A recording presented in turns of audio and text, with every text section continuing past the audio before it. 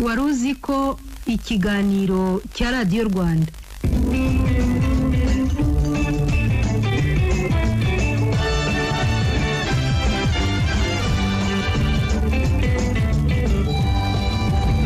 Tubashimiye ko murimo kutwumva. Ntabwo nzi niba mwe mwarabibonye, ariko buri gihe iyo umuntu ateye imbere mu mikoro ahita atangira kugira ubwoko bushya bw'ibibazo atahoranye agifite amikoro make. Abantu b'abakire bagenda mu modoka nziza zibatwara amafaranga menshi, baba mu nzu nziza nazo zitwara amafaranga menshi. Iyo bateze indege bagenda mu myanya y'icyubahiro itwara amafaranga menshi. Iyo bagujije banki baguza amafaranga menshi. Iyo bagiye kwivuza bajya mu ivuriro ryishyuza amafaranga menshi. Niyo bapfuye bashyingurwa mu irimbi ryishyuza amafaranga menshi. Buri gihe iyo umunyacyaro afashe icyemezo cyo kwimuka akajya gutura mu mujyi, aba agiye ahantu azajya akoresha amashanyarazi, agakoresha amazi avomye mu rugo, agatega imodoka aho agiye hose, akivuza hafi, agahahira hafi. Ubu ni ubuzima bworoshye ugereranije n'ubuzima bwo mu cyaro, ariko ubu buzima bworoshye gutya buba bufite ikiguzi. Abagiye kuba mu nzu yishyura amafaranga, amazi akaraba n'ayanywa nayo akayagura, amashanyarazi acana akayagura, agatakaza imibereho y'ubwisanzure aho yabaga mu nzu ifunze ntawe umenya ibiyiberamo. Mu mujyi ho hari n'ubwo ajya gutura mu rugo rurimo abandi bantu batari abo mu muryango we, bashobora kumenya ko yariye, ko yaryamye, ko yabyutse, ndetse bakaba banamenya ibyo yariye. Nitwa mwanafunzi. Birasa naho icyemezo cyose dufashe kigamije kutworohereza ubuzima kizana n'ibibi byinshi, kandi rimwe na rimwe bikaza mu gihe kirekire ku buryo tutanabona ko ubwo buzima tubamo ari bubi kurusha ubwo twabagamo mbere tutarabushyiramo ibigamije kubworoshya. Birasa naho ubuzima bwose buba mu mutego, kandi ntabwo bitangiye vuba. Muri iki kiganiro muraza kumva uburyo hari ibibazo uyu munsi dufite byatewe n'amahitamo abakurambere bacu bakoze mu myaka 10,000 ishize, bagamije guhindura ubuzima kugira ngo babeho ubuzima bworoshye kurusha ubwo babagamo mbere. Bavuga ko nta kintu cyabaye imbarutso y'iterambere ku bantu nk'ubuhinzi. Bavuga ko iyo abantu badatangira guhinga batari gutura, batari kubona umwanya wo gukora ibindi bintu byose byabateje imbere kugeza ubwo uyu munsi ari twebwe ibinyabuzima bitegeka isi. Ariko ibi byagezweho ku kihe kiguzi? Gushaka ubuzima bworoshye byasunikiye abantu mu kwikunda, bishyira mu kaga izindi nyamaswa tworoye. Zibayeho ubuzima bubi kubera ko tuzikeneyeho kutworohereza ubuzima. Reka tubivugeho.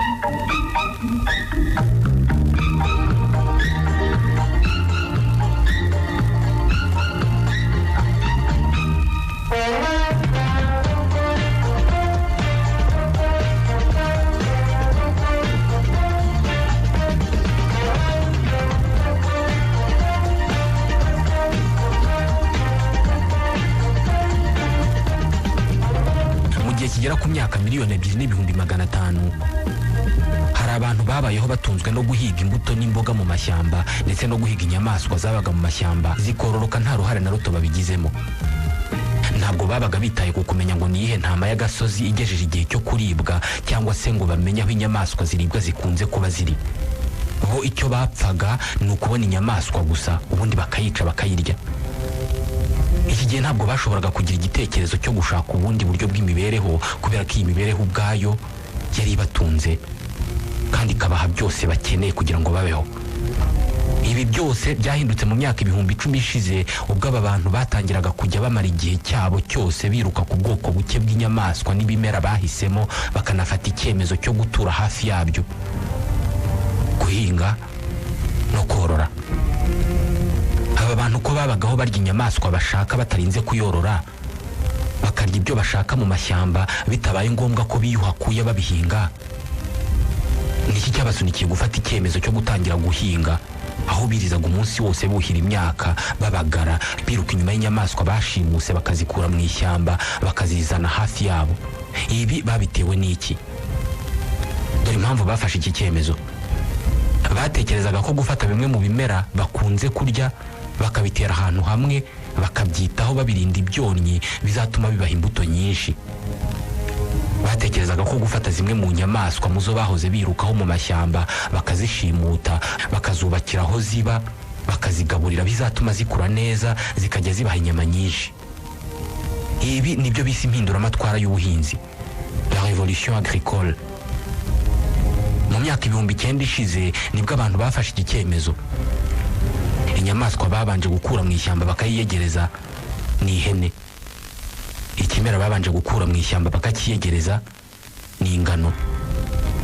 Ahagana mu mwaka wa 2000 mbere y'uko Yesu Kristo aza mu isi nibwo abantu bafashe indogobe bazikura mu mashyamba bazizana aho babaga kugira ngo babane nazo. Ahagana mu mwaka wa 3500 mbere y'uko Yesu Kristo avuka, hafi inyamaswa zose tworora uyu munsi ndetse n'ibimera hafi ya byose duhinga uyu munsi byari byaramaze gukurwa mu mashyamba bisigaye bihingwa aho gukomeza kuba kimeza. Uyu munsi twateye imbere cyane mu ikoranabuhanga n'ubuvumbuzi, ariko hejuru ya 80% by'intungamubiri dukeneye kugira ngo tubeho tuzikura mu moko make y'ibimera abakurambere bacu bivumburiye mu mashyamba bagatangira kubihinga hagati y'umwaka wa 1900 n'ibihumbi 3500 mbere ya Yezu. Ingano, umuceri, ibigori, ibirayi. Birasa n'ibitangaje uburyo dufite ubushobozi bwo kujya ku kwezi tukagaruka, ariko tukaba dutunzwe n'umuceri wavumbuwe n'abantu batari bazi gusoma, batanambaraga inkweto. Nta nyamaswa n'imwe, nta n'igihingwa na kimwe gishobora gutunga abantu cyavumbuwe nibura mu myaka 2000 ishize. Mbere y'uko umwaka w'ijana ugera, umubare munini w'abari batuye isi icyo gihe bari baramaze kuba abahinzi borozi. Abanyamateka benshi bemeza uburyo gutangira gukora ubuhinzi byabaye imbarutso y'iterambere ryose abantu bagezeho. Bavuga inkuru z'uburyo iri terambere ryazanywe n'uko ubwonko bw'abantu bwari ibyo kurya abantu bahingaga byuzuye intungamubiri. Nyamara na mbere y'uko abantu batangira guhinga, abahigi b'imboga n'imbuto n'inyamaswa bari basobanukiwe imiterere n'imikorere y'isi. Aha mu mashyamba babeshwagaho n'ubumenyi bari bafite ku nyamaswa bicaga n'ibimera bakuraga ahangaha mu ishyamba. Baryaga imboga n'imbuto z'amoko menshi ndetse n'inyamaswa z'amoko atandukanye ku buryo batashoboraga kugira inzara ndetse nta nubwo bakundaga kurwara. Birumvikana abantu bagitangira guhinga bahise batangira kubona ibyo kurya biri hamwe, bakaba baza aho bajya kubikura, ariko byabaga ari ibiryo by'amoko amwe kubera ko ntabwo bashoboraga guhinga amoko y'ibimera angana nayo bakuraga mu ishyamba aho byimezaga. Ikintu gikomeye cya mbere ubuhinzi bwazaniye abantu ni ukwiyongera kwabo. Muri iki gihe ntabwo abantu bose bayobokeye ubuhinzi icyarimwe. Nk'uko uyu munsi abantu bose icyarimwe badapfa kwirukira mu mirimo y'inzaduka yose ije, ni nako muri iki gihe ubwo ubuhinzi bwavumburwaga bwari umurimo w'inzaduka. Hari abafashe icyemezo cyo kureka kuba mu mashyamba ahubwo bakajya gushaka aho bubaka utururi bagatangira guhinga. Abandi bahitamo kwigumira mu mashyamba bahiga imboga n'imbuto n'inyamaswa. Iki gihe umuhinzi usanzwe yaravunikaga cyane kurusha umuhigi, kandi uyu muhinzi yaryaga nabi kurusha umuhigi wigumiye mu ishyamba. Nyirabayazana wo kuba abantu bamwe na bamwe barafashe icyemezo cyo guhagarika ubuhigi no kuba mu mashyamba bagahitamo kujya guhinga no gutura, ntabwo ari abantu bafashe icyo cyemezo, ahubwo nyirabayazana ni itsinda ry'ibimera birimo ingano, umuceri n'ibirayi. Abantu batekereza ko aribo bafashe icyemezo cyo gukura ibi bihingwa mu mashyamba aho byabaga aho byimeza, bakabijyana aho babitera bakabyitaho, ubwo bakaba batangiye kubyorora. Ariko ntabwo ariko byagenze. Ibi bihingwa nibyo byakuye abantu mu mashyamba aho babaga birirwa biruka inyuma y'inyamaswa n'imboga n'imbuto bahiga. Birabafata bibajyana ahantu hamwe, baratura, biraborora. Dufashe urugero rw'ingano, umuntu ntabwo ari we woroye ingano. Ingano nizo zoroye umuntu. Dore uko byagenze. Mu myaka 10,000 ishize, ingano zari ibyatsi byimeza nk'ibindi byose. Gusa byari ibyatsi byameraga mu burasirazuba bwo hagati kurusha ahandi hose ku isi. Nyamara nyuma y'ibihumbi bike by'imyaka, ingano zari zisigaye zera hose ku isi, zarakwirakwijwe n'abantu. Nko mu bibaya byo muri Amerika y'Amajyaruguru, hari ahantu hatashoboraga no kumera urubuto rumwe rw'ingano mu myaka 10,000 ishize. Uyu munsi ushobora kugenda ibirometero 100 utarabona ikindi gihingwa kitari ingano muri aka gace. Uyu munsi ingano zihinzwe kuri kilometero kare 2,250,000 ku isi yose. Ufashe imirima yose ihinzwemo ingano ukayegeranya, yaba ingana n'inshuro 10 z'Ubwongereza. Aha niho hava imigati buri wese muri mwebwe arya. Kugira ngo ingano zikwire ku isi gutya, zakoresheje abantu ibyo zashakaga, zabategetse kubaho uko zabishakaga. Mu mu myaka 10,000 ishize ubwo abantu batangiraga guhinga ingano bamaze imyaka 2,000 yose nta kindi kintu bashobora gukora kuva mu gitondo kugera mu ijoro usibye kwita ku ngano babaga barateye. Izi ngano babaga barahinze zabategekaga ibyo zishaka byose, ntabwo zakundaga amabuye aho ziteye, bagategekwa kuyakura mu mirima. Ingano ntabwo zakundaga gusaranganya umwanya n'ibindi bimera, ubwo bakajya aho ngaho bakirirwa bunamye mu mirima babagara.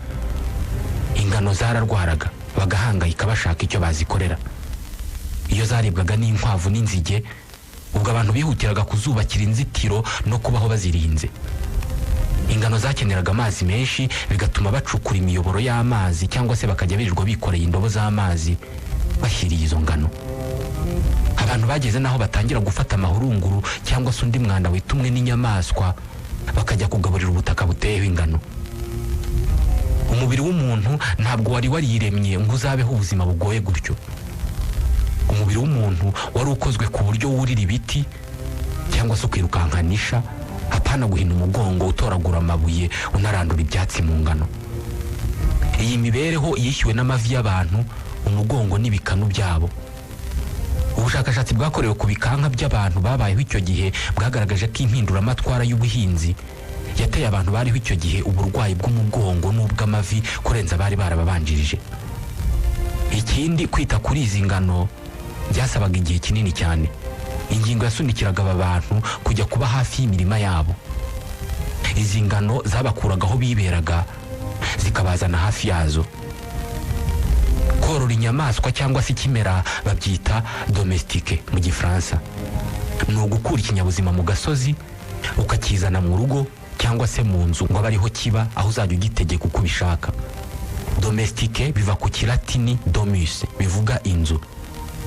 None ninde wavuye mu ishyamba akajya gutura mu nzu? Ntabwo ari ingano, ni umuntu. Ingano zo zagumye hanze, nizo zoroye umuntu rero.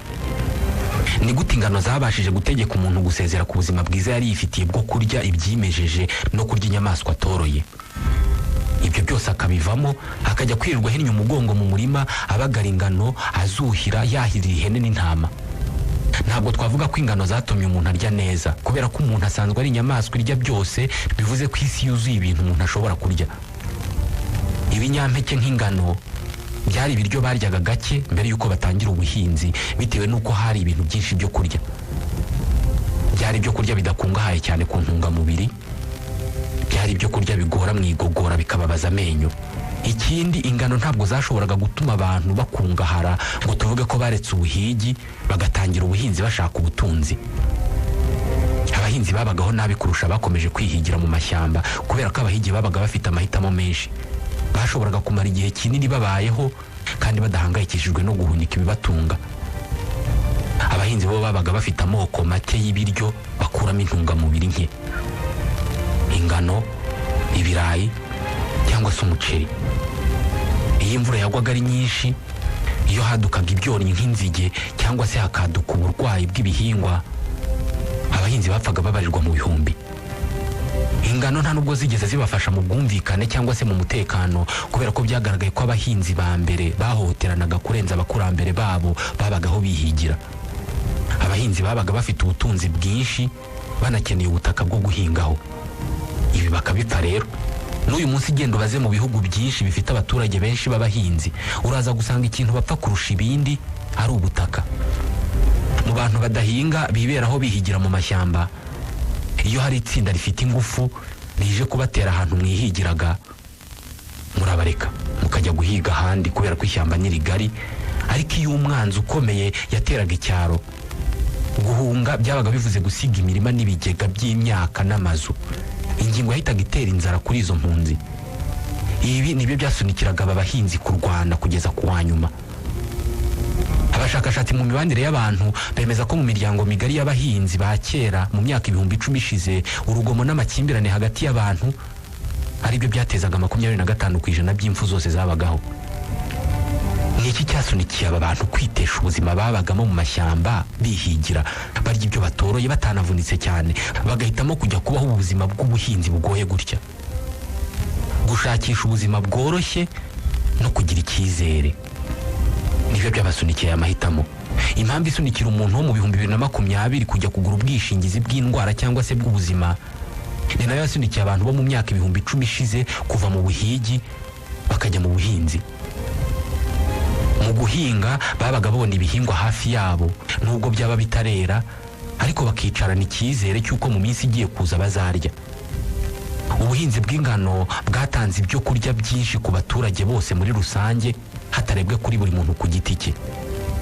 Ibi byatumye abantu biyongera cyane mu mibare mu birebana no kororoka. Mu myaka 2013 ishize, ubwo abantu bari bagitunzwe n'ubuhigi bataratangira guhinga no gutura ahitwa Yeriko muri Palestine y'uyu munsi, ari naho haje kuba umujyi wa mbere ku isi, hashoboraga kuba abantu nk'ijana bonyine barya neza ibyo kurya bitandukanye.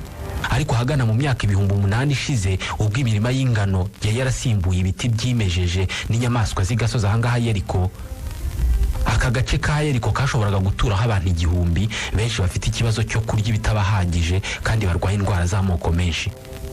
Mu yandi magambo, inyungu y'ingenzi iri mu kuba abantu bararetse guhiga bakayoboka ubuhinzi ntabwo ari uguca inzara, ahubwo inyungu ikomeye bakuyemo ni ukororoka gukomeye kw'abantu.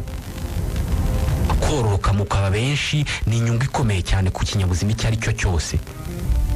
Nk'uko uyu munsi gukomera n'ubuhangange bw'ikigo cy'ubucuruzi babirebera kuri konte zacyo muri banki aho kubirebera ku mibereho y'abakozi bacyo, ni nako intsinzi y'ikinyabuzima bayirebera ku kororoka kwacyo aho kuyirebera ku mibereho y'abagize ubwo bwoko bw'ikinyabuzima.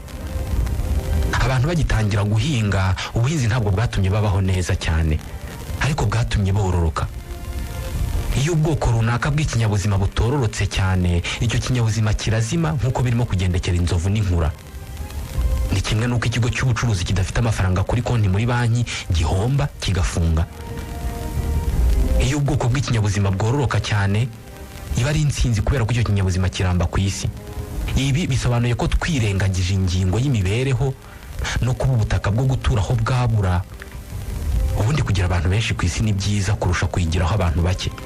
Ibi ni byo ubuhinzi bwadukoreye, kugumisha abantu benshi ku isi mu mibereho itari myiza cyane, ariko bakaba bahari. Kubera iki abantu bakora amahitamo nk'aya ngaya?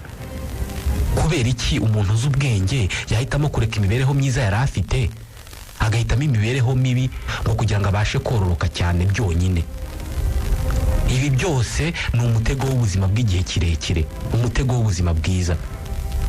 Gushaka kuramba ku isi nibyo bisunikira abantu kwizirika umukanda uyu munsi kugira ngo bazashobore no gukomeza kubaho ejo. Ku isi abantu turi mu nyamaswa ziteguye gukora icyo ari cyo cyose kugira ngo tubeho neza. Twiteguye kwica ibindi binyabuzima birimo n'abantu kugira ngo tubeho neza. Nk'uko mu kinyejana cya 15 abantu bafashe icyemezo cyo gukoresha ubucakara abirabura bagera kuri miliyoni 15 mu gihe cy'imyaka 400, bakabikora kugira ngo beze ibisheke babone isukari. Ni nako uyu munsi dufite amamiliyoni y'inyamaswa zibaho mu mubabaro ubuzima bwazo bwose kugira ngo ziduhe inyama, amata, impu n'ibindi. Turi inyamaswa ziteguye kwica amagana y'ingwe kugira ngo tuzikureho impu zo gukoramo inkweto n'amasakoshi. Iri terambere ryose dufite uyu munsi ryahereye mu burasirazuba bwo hagati. Ahagana mu myaka 8,500 uburasirazuba bwo hagati bwari bwuzuye ibyaro bituyemo abantu, birimo na Yeriko yaje kuba umujyi wa mbere ku isi. Abari batuye muri ibi byaro igihe cyabo cyose bakimaraga bita ku bwoko bumwe bw'ibimera bari barahisemo gukura mu bihuru batangira kubihinga. Bitewe nuko bari barahisemo ahantu hamwe ho gutura, nta muntu kibaho yiruka, kandi bakaba bari bafite ibiryo hafi, abagore batangiye kujya babyara nibura buri mwaka. Abaturage bahise batangira kwiyongera mu bwinshi. Noneho abana bashoboraga gukura vuba kubera ko noneho babahaga igikoma n'ibindi biryo bitetse. Abantu babaga bakeneye andi maboko yo guhinga mu mirima. Uko abantu biyongeraga, bahitagamo kujya gushaka indi mirima, ku buryo umuryango watangiye kugira imirima irenze umwe. Kubera ko abantu babanaga mu mazu begeranye, indwara zatangiye kwiyongera. Kubera ko abana batangiye kujya banywa igikoma cyane kandi bagomba kugisangira n'abavandimwe benshi, banarya ibyo kurya bitetse nabwo ari benshi aho konka amashereka, umubare w'imfu z'abana watangiye kuzamuka. abantu bagitangira guhinga no gutura, mu miryango myinshi umwana umwe kuri batatu yapfaga atarageza ku myaka 20 y'amavuko, ariko umubare w'abavuka wakomeje kuzamuka kurusha uw'abapfa. Kandi iki gihe niko abantu bakuru baryaga bavunitse cyane kurusha uko babagaho mbere bataratangira guhinga. Nta muntu wari uzi ikibura ngo bagire ubuzima bwiza. Abantu bakomezaga kubaho nabi kurusha uko basekuru babo babagaho. Mu gushaka guhindura ibi, batangiye gutekereza uburyo bwo koroshya ubuzima. Ubu buryo bwo koroshya ubuzima batekerezaga ko buzakemura ibibazo byabo byose, ariko byarangiye nabwo ahubwo buje kugira icyo bwongera ku buremere bw'ibyo bibazo. Iyi nkuru mugiye kumva irasa n'ishimangira uburyo twebwe abantu dufite ubushobozi buke cyane bwo gupima ingaruka ziterwa n'ibyemezo dufata. Abahinzi ba mbere babayeho, buri gihe iyo bafataga icyemezo cyo guhanga udushya mu buryo bwo guhinga, wenda bagafata nk'icyemezo cyo kongera ingano y'imirima bahingaga, cyangwa bakaba bahitamo kubagara imyaka kugira ngo yisanzure, cyangwa bakaba bahitamo gufumbira imyaka kandi mbere batarabikoraga, muri bo babaga bibwira bati reka dukore cyane, reka dukore ibi bikorwa, twemere tuvunike, ariko tuzasarura byinshi. Turavunika ubu ngubu, ariko mu mezi agiye kuza abana bacu ntabwo bazongera kuryama batariye. Ibyemezo bimeze neza nk'ibyo natwe dufata uyu munsi. Ibyemezo byinshi dufata bigamije kudukiza biba birimo imitego tutabona. Nk'aba bahinzi iyo bavumburaga uburyo bushya bwo guhinga bagamije kweza cyane, ntabwo babaga batekereje ko kweza byinshi bigendana no kubyara abana benshi. Uko ugize umusaruro mwinshi, uwo musaruro ukazana n'iminwa myinshi yo kugaburira.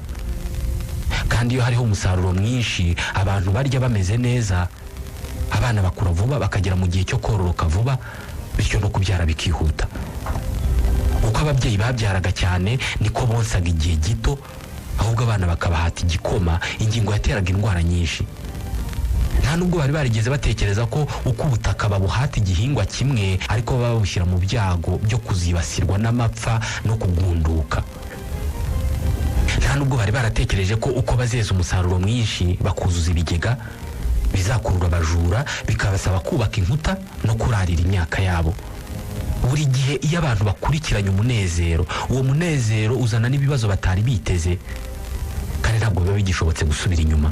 Kandi ibi ngibi ntabwo ari bwo bwa nyuma byari bibayeho, kubera ko n'uyu munsi biracyabaho. Ni abajene bangahe barangiza kaminuza bakabona akazi mu bigo bikomeye, bakemera kugakora no gukora cyane kugira ngo bakuremo amafaranga menshi, ubundi bazakavemo bajye gukora ibyo bakunda igihe bazaba bagize imyaka 35. Ikibazo nuko iyo bageze kuri iyo myaka baba bafite amadeni muri banki, bafite inzu batanzeho ingwate, bafite abana mu mashuri, baranamaze gucengerwa nuko ubwo buzima barimo baramutse babutakaje isi yabo yabirangiye. Aha icyo baba basigaranye cyo gukora ni ugukuba kabiri ingufu bakoreshaga, ubundi bagakomeza guhatana. Rimwe mu mahame yiremye mu mateka na n'ubu ngubu akiriho, nuko iyo wakunze gutunga ibintu bitari iby'ibanze bigamije kukorohereza ubuzima byonyine, biratinda bya bintu bigahinduka ibyangombwa kuri wowe, ukumva kubitakaza byaba bisa naho utakaje ikintu cy'ibanze. Umuntu utunze imodoka ebyiri aramutse asigaranye imwe yonyine, yakumva ubuzima bwe buri mu bibazo. Umuntu wamenyereye kwambara zahabu asohotse atazambaye, yakumva asa n'ufite igice cy'umubiri kitambaye. Dufata urundi rugero twese tuzi rwo muri ibi bihe byacu.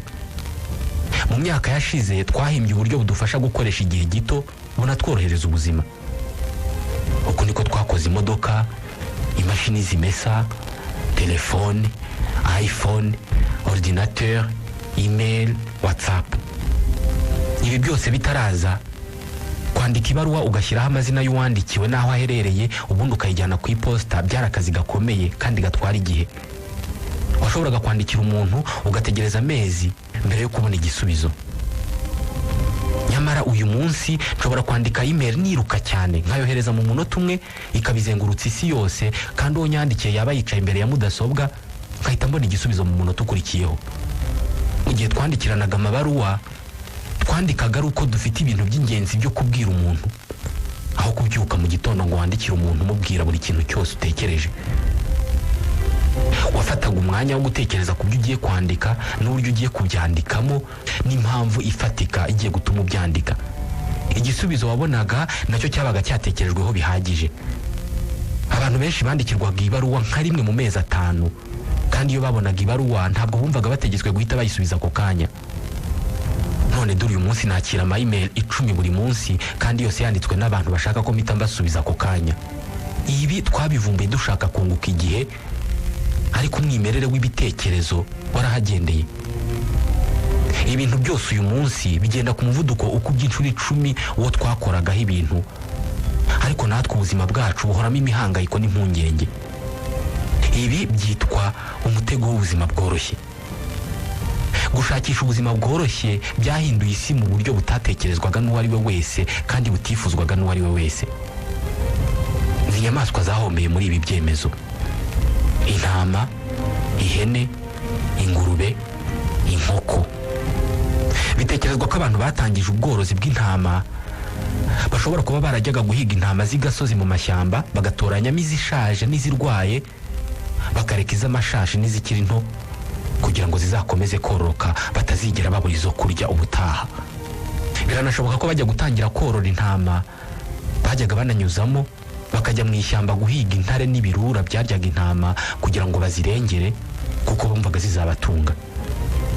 Biranashoboka ko ahangaha ariho havuye igitekerezo cyo gufata intama nyinshi bakazubakira ahantu runaka kugira ngo bazicungire umutekano, maze ubworozi bw'intama buba buratangiye. Birashoboka ko ahangaha bazitiriye izi ntama bahise batangira kujya bahitamo izo kubaga, ariko bakabanza guhitamo iz'inyamahane cyangwa se izigaragaza agasuzuguro cyangwa izikubagana, bakaba arizo bajya kubaga.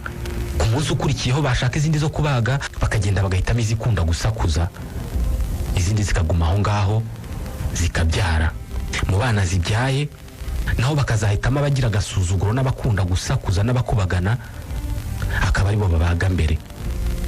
Birashoboka ko bakomeje kujya babigenza uku nguku, maze uko imyaka yagiye ishira, uturemangingo tw'intama tugenda tuzibwira ko abantu badakunda intama zigira amahane. Zitangira kubyara abana bitonda batuje cyane. None dore uko ziteye. Izi nyamaswa abantu boroye zitanga ibiryo, zitanga inyama, zitanga amata, ubwoya, amagi. Zinatanga serivisi zirimo nko gukoreshwa akazi k'ingufu. Izi nyamaswa zagiye zikwira hose ku isi nk'uko abantu nabo bagiye bakwira hose. Mu myaka 10,000 ishize mu gice cya Afurika na Aziya hari intama n'ihene n'inkoko zibarirwa mu mamiliyoni make cyane. Uyu munsi mu isi hari intama zirenga miliyari, hari ingurube zirenga miliyari, n'inkoko zirenga miliyari 25. Igihe twavugaga ko ubuzima bworoshye buri gihe buba bufite ikiguzi, dore icyo twavugaga.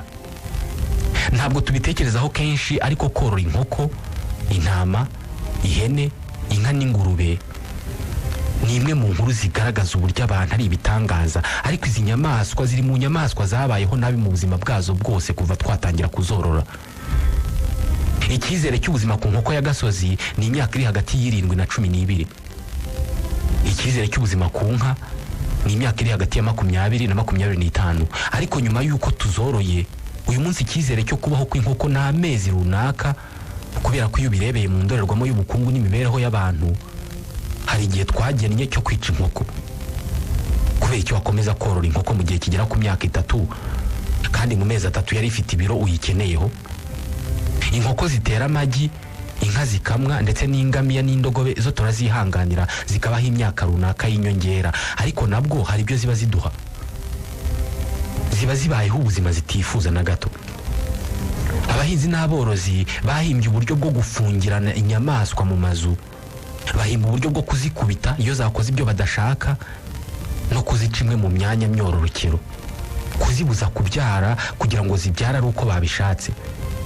Ikimasa cyakonwe kirirwa gikurura imashini ihinga, inyuma yacyo hari inyamaswa igendera ku maguru abiri ifite inkoni igenda igikubita igituka ibitutsi byinshi. Ni bumwe mu buzima bubi buri kuri iyi si. Ikimasa kidashoboye aka kazi kiba kigomba kwicwa. Mu miryango myinshi yo muri Papouasie Nouvelle Guinée, ubukire bw'umuntu bureberwa ku mubare w'ingurube yoroye.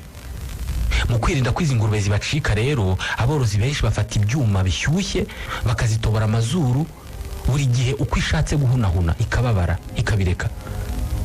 Kubera ko ingurube idashobora guhunahuna hari ibiryo, cyangwa se ngo ishakishe inzira idakoresheje izuru ryayo, ubwo nyine iguma aho ngaho nyirayo ayishaka akayikoresha ibyo ashaka. Mu wundi muco wo muri Nouvelle Guinée hari aho bafata ingurube zabo bakazikuramo amaso ngo zitajya zibona aho zijya zikazabacika. Gushaka amata nabyo byasunikiye abantu gushaka uburyo inyamaswa zibaha amata zabishaka zitabishaka. Inka, ihene, intama zitanga amata ari uko zimaze kubyara, kandi iki ni igihe cyo konsa. Kugira ngo zibahe amata bahimbye uburyo bwo kuzibeshya, bakaziha abana bazo ngo bonke, batangira konka amata yatangira kuza bakabakuraho bakikamira.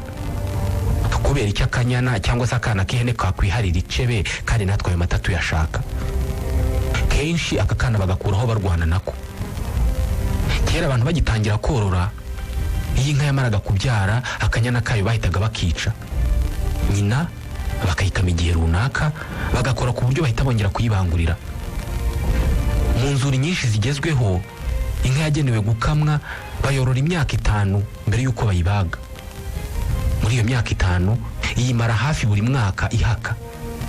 Irabyara, hashira iminsi iri hagati ya 60 n'120 bakongera bakayibangurira kugira ngo babone amata. Iyo ikimara kubyara hashira iminsi mike gusa bakayitandukanya n'inyana yayo, bagakora ku buryo bahita bongera kuyibangurira kugira ngo ibyare izindi nka nazo zizatungwa gutyo.